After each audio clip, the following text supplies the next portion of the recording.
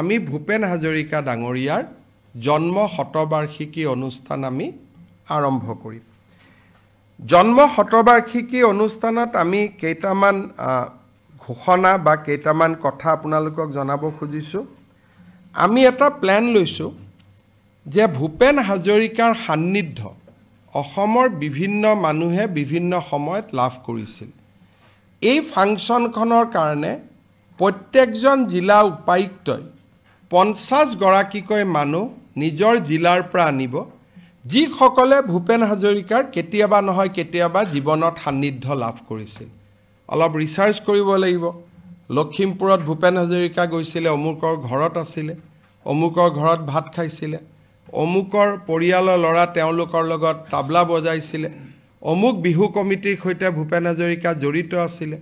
বা নাওবৈছাত আছিল নাওবৈছাত ইলেকশ্যন খেলুতে তেওঁ অমুকৰ ঘৰত থাকি ইলেকশ্যন খেলিছিল এই ধৰণে ভূপেন হাজৰিকাৰ জীৱনত যিমান ব্যক্তিক ভূপেন হাজৰিকাই স্পৰ্শ কৰিছিল তাৰ ভিতৰত এখন সূচী বনাব 50 জনকৈ কাৰণ বহুত মানুহ আনিব নোৱাৰি এই অনুষ্ঠানত 50 জনকৈ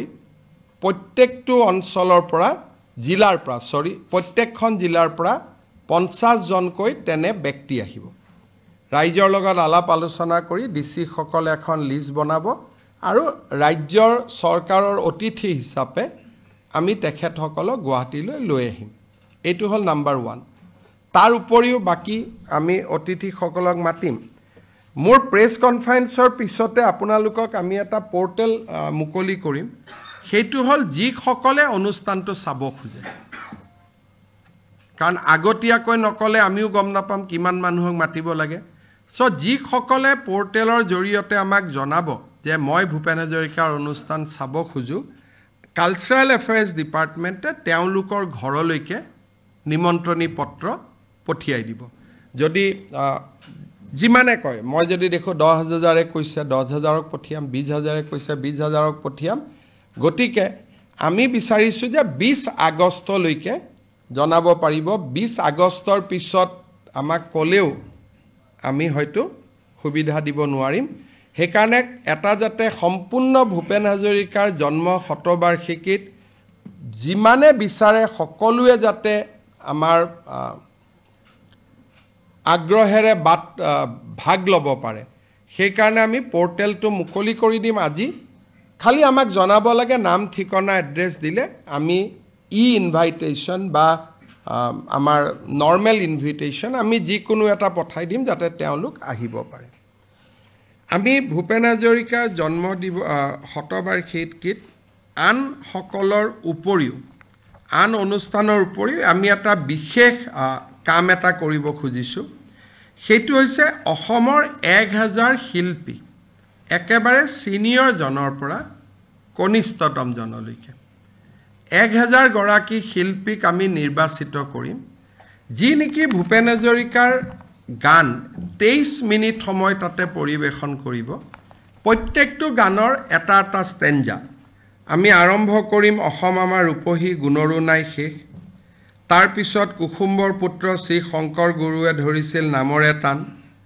অগ্নিযুগৰ ফিৰিঙতি মই সাগৰ সংগমত কটনা সাতৰিলো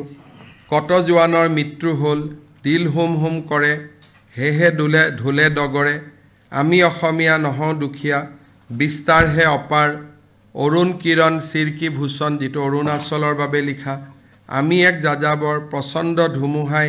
আবৃত্তি মহাবাহু ব্ৰহ্মপুত্ৰ মহামিলন মানুহে মানুহৰ বাবে শেষত we are da same boat brother ইয়াত আমি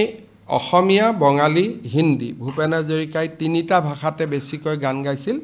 তিনিওটা ভাষাতে গানৰ কলি খুব ধুনীয়াকৈ আমি কৰিছো ইয়াত আমি চেষ্টা কৰিম অসমৰ প্ৰতিখন কলেজৰে বেষ্ট সিঙ্গাৰ যিখিনি এইবাৰ কলেজ ফেষ্টিভেলত হৈছিল এইবাৰ কলেজ ফেষ্টিভেলত যিসকল বেষ্ট সিঙ্গাৰ হৈছিল তেওঁলোকক মাতিম আৰু আমি একেবাৰে অসমৰ জীৱিত আটাইতকৈ বয়োজ্যেষ্ঠ শিল্পী সমূহৰ পৰা কনিষ্ঠতম কলেজত জুনে যোৱাবাৰ বেষ্ট সিঙ্গাৰ হৈছে বা আমাৰ সাংস্কৃতিক মহাৰণত যিসকল প্ৰতিযোগীয়ে ভাল ৰিজাল্ট কৰিছিল